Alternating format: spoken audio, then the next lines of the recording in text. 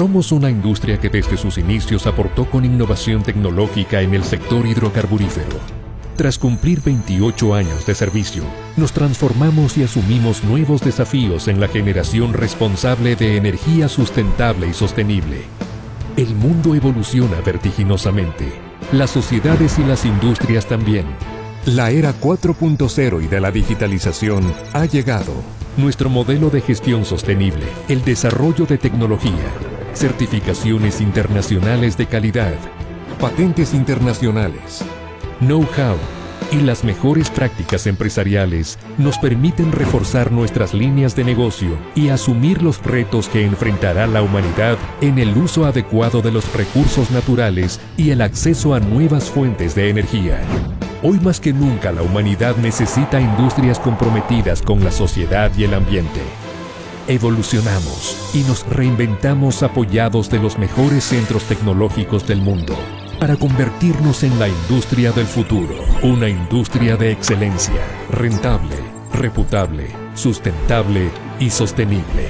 Una industria limpia por un mundo mejor. Certecpet, nuestras ideas, tu energía.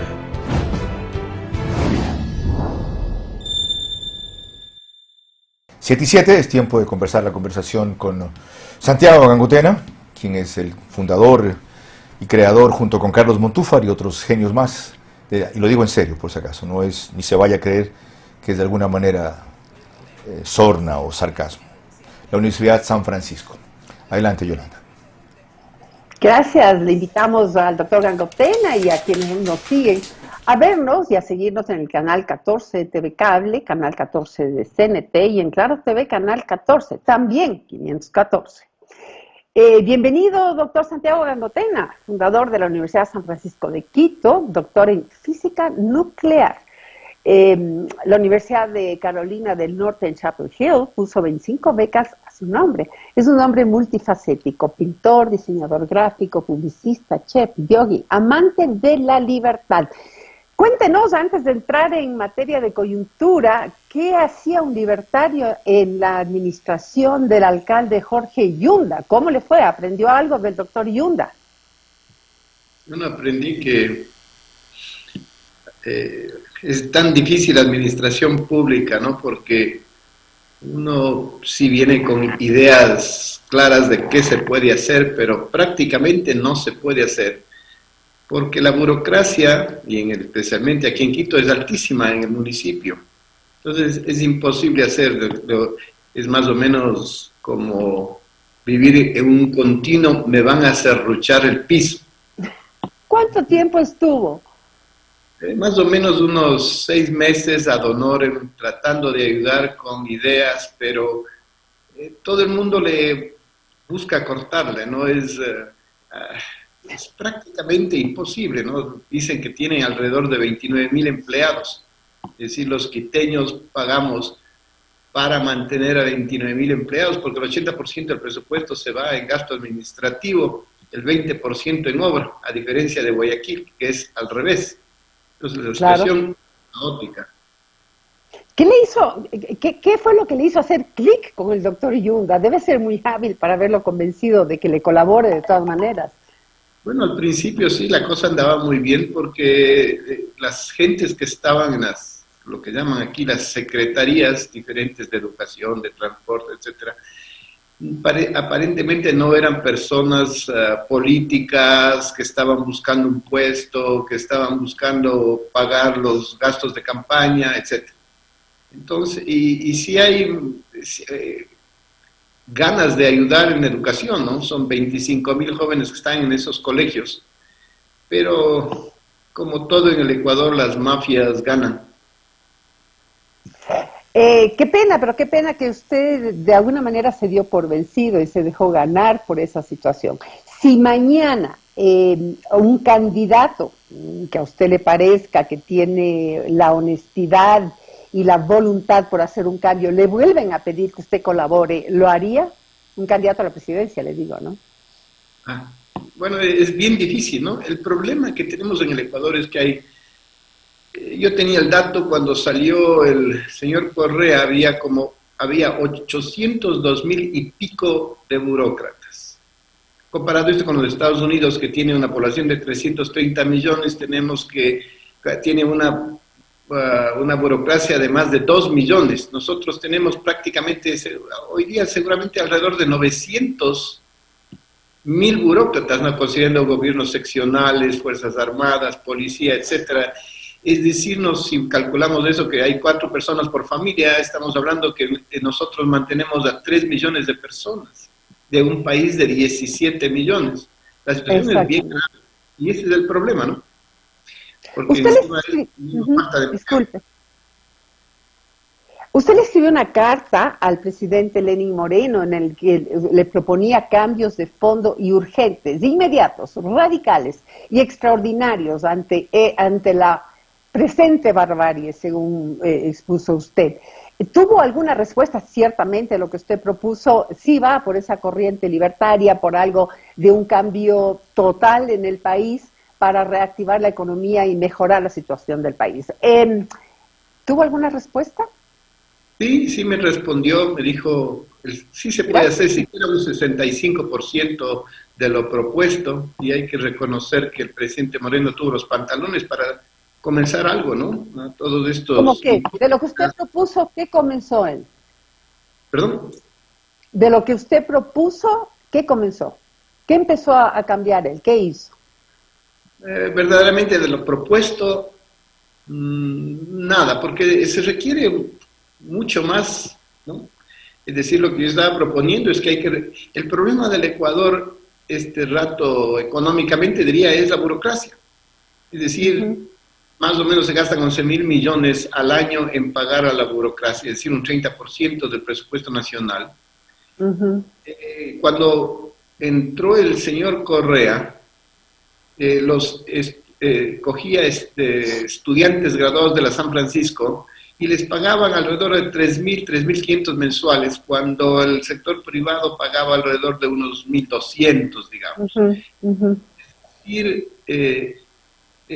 aumentó drásticamente los sueldos, rebajó al sector privado, bueno, que esa era la idea, ¿no? La idea era romper con todo el sistema privado de educación y primaria, secundaria, universidad, y también con los emprendedores, ¿no? Los empresarios, la gente que comienza trabajos.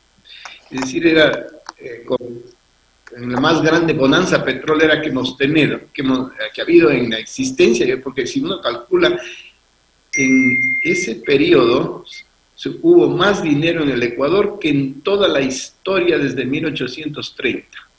Y seguimos pobres. Y la gente, el problema es que la gente no se da cuenta que seguimos pobres, ¿no? Y elige a estos mesaníacos, verdaderos hipócritas, ante todo, ¿no? Que buscando crear caos, buscando culpables como los Estados Unidos, y todos estos desgraciados van a parar a los Estados Unidos.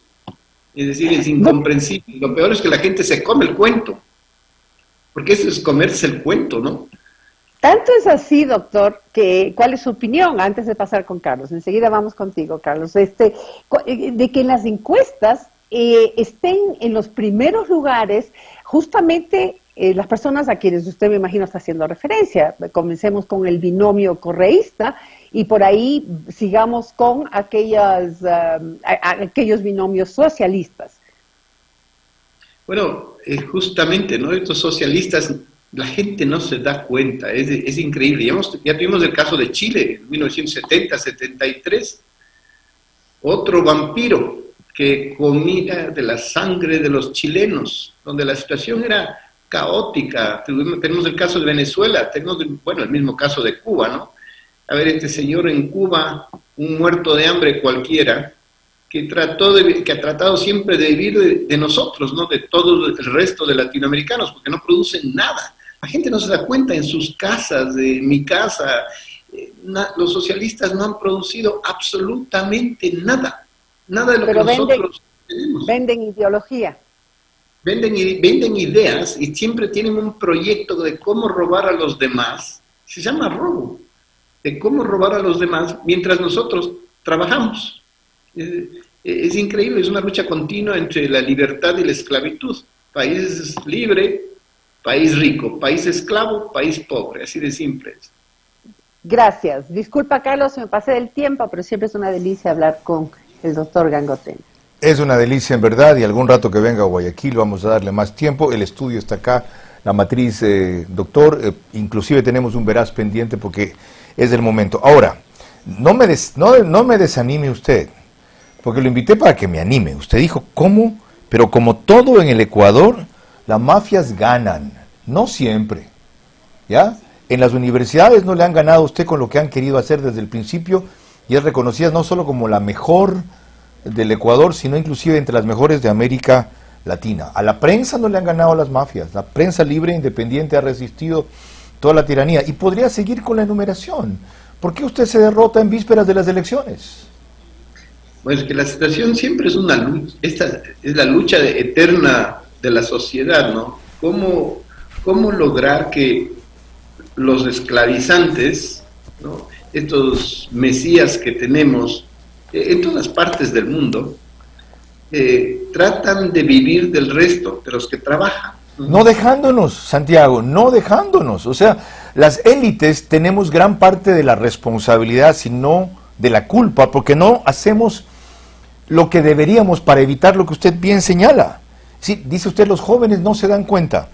¿Y qué mensajes reciben los jóvenes de nosotros?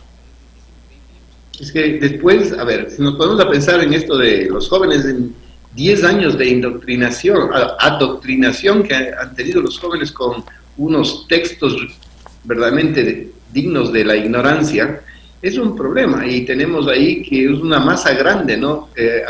Porque todo es un proyecto bien organizado. Correcto. No solo es la Constitución. Además, es el lenguaje común del día a día, ¿no? Por ejemplo, el mal uso de hay que socializar, en lugar de decir hay que informar. Correcto.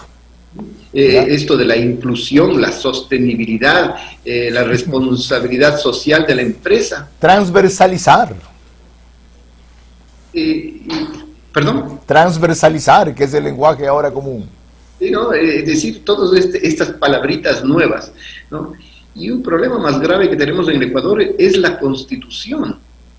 La Constitución es un mamotreto que debe ser botado a la basura. Ok, Santiago, pero hasta que cambiemos eso, ¿qué hacemos en el presente para evitar un futuro como el que podría venirse? A mí me parece terriblemente grave, y hay dos posiciones. Una, la de César Montúfar ayer aquí, negarlo.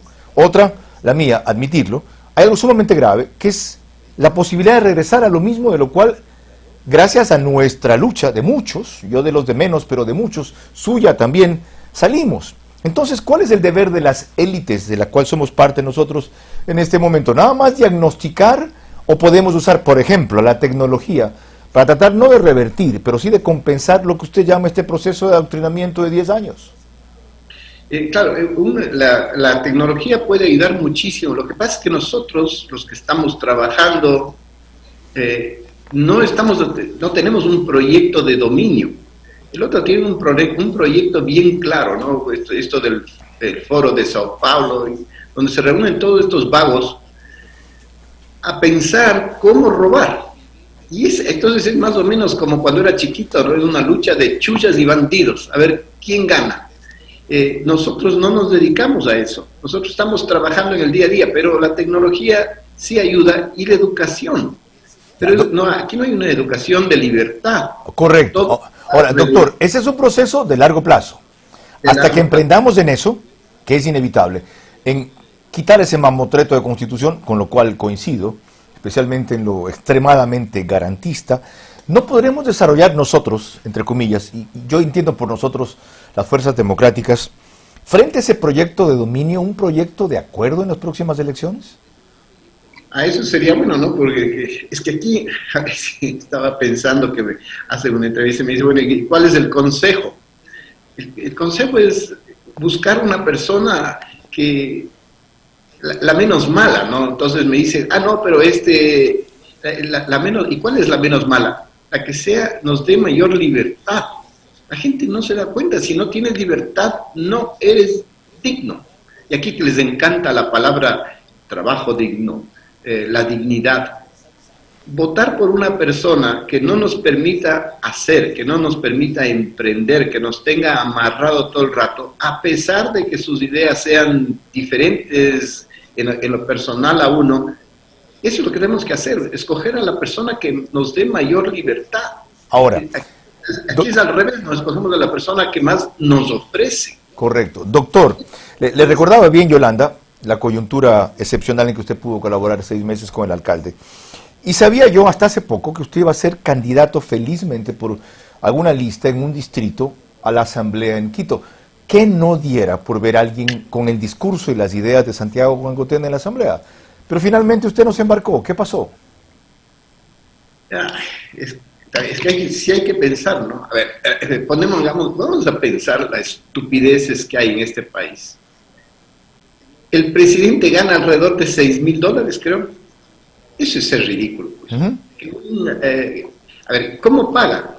¿Cuánto cuesta una campaña? Alrededor de unos 100,000. Inclusive ahora con redes le va a costar unos 100,000, 200,000. Va a estar 4 años en el poder y va a hacer más o menos 60,000 al año. Tiene que dar de comer a la familia encima de eso. Por 4 son 240,000. ¿Y con qué paga la campaña?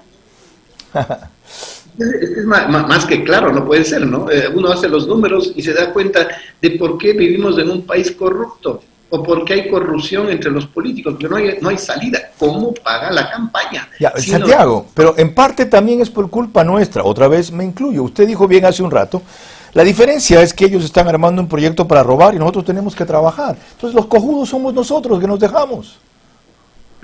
Bueno, así es que hay que cambiar cosas, ¿no?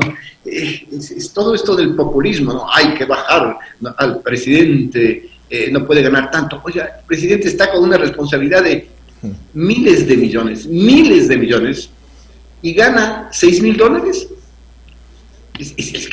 Es ser tarado, ¿no? Falta de es una tara mental. Y no hay forma de cubrir eso en la vida de 4 años de un ciudadano cualquiera, así sea un empresario millonario, ¿no? Y encima de eso tiene el problema de que se va a reunir con unas personas que no tienen la más remota idea, por decir en mi caso, de educación, que son los que lo regulan, porque este país es un país ultra regulado, es un país socialista. Nosotros ocupamos el puesto 170 de 180 países, es decir, somos el 10º país más malo del mundo. Y ahora viene lo otro. ¿En dónde se ha probado? Porque en cambio a usted se lo percibe como un extremista liberal o libertario, como decía Yolanda, de derecha. ¿En dónde se ha probado que el modelo que usted defiende y propugna es el que más justicia hace y oportunidades da para la gente? Bueno, tomemos un caso simple ecuatoriano, ¿no? ¿A dónde huyen todos estos socialistas, disque izquierdistas hipócritas? ¿Dónde están? En Miami. Es decir, lo que debemos comparar nosotros, porque los índices no mienten, es un país como el Ecuador, no digamos, desde México a la Argentina, y comparar el nivel de producción de nuestros países con el nivel de España, y que España no digamos que es el país más desarrollado de Europa. Si nosotros calculamos el nivel de producción, más o menos en toda América Latina, 650 millones, es decir, la mitad de la China, es una barbaridad, 650 millones, no producimos ni el 3% de la producción mundial. España, con 47 millones, produce alrededor del 2%. Es decir, es incomparable. Entonces simplemente hay que darse cuenta, comparemos con Alemania, con Francia, con Estados Unidos, cualquier estado de los Estados Unidos, y podemos ver que en los países donde hay libertad, hay riqueza. Así es. Aquí la gente tiene como que la tara esta de la pobreza como si fuese una gran cosa, pero cuando se les habla en privado, dicen, no, yo quisiera ganar más, yo quisiera tener más, yo quisiera estar seguro, yo quisiera que no me quiten mi terrenito, etc. Doctor. Pero cuando se suben a la palestra, todos se vuelven tarados izquierdosos, ¿no? Es decir, en contra de la propiedad privada, vamos a quitar la plata a los ricos. Oye, es tarado, piensa, es que no se les juntan las 2 neuronas que tienen, ¿no? Yo siempre pienso en este chiste que decían, que me contó una amiga, me dice que cuando los hombres piensan, ¿has notado que hacen la cabecita para un lado? Le digo, ¿por qué? Las dos neuronas que tienen. Es impresionante. Doctor, gracias por seguir rompiendo lanzas aquí. Está invitado siempre. Me avisa cuando venga a Guayaquil para hacerlo más extenso y tenemos una entrevista veraz pendiente. Una sola cosa, un pedido, más que un consejo. No se rinda. Así será, sí, seguimos luchando por la libertad y eso es lo que hay que hacer. ¿No? Es que, ¿qué quieres? ¿Libertad o esclavitud? Así tienes que decidir votar. ¿Qué quieres? ¿Es verdad democracia o dictadura el dilema que está en juego en las próximas elecciones? Santiago Gangotena, 726. Somos una industria que desde sus inicios aportó con innovación tecnológica en el sector hidrocarburífero. Tras cumplir 28 años de servicio, nos transformamos y asumimos nuevos desafíos en la generación responsable de energía sustentable y sostenible. El mundo evoluciona vertiginosamente, las sociedades y las industrias también. La era 4.0 y de la digitalización ha llegado. Nuestro modelo de gestión sostenible, el desarrollo de tecnología, certificaciones internacionales de calidad, patentes internacionales, know-how y las mejores prácticas empresariales nos permiten reforzar nuestras líneas de negocio y asumir los retos que enfrentará la humanidad en el uso adecuado de los recursos naturales y el acceso a nuevas fuentes de energía. Hoy más que nunca la humanidad necesita industrias comprometidas con la sociedad y el ambiente. Evolucionamos y nos reinventamos apoyados de los mejores centros tecnológicos del mundo para convertirnos en la industria del futuro. Una industria de excelencia, rentable, reputable, sustentable y sostenible. Una industria limpia por un mundo mejor. Certecpet, nuestras ideas, tu energía.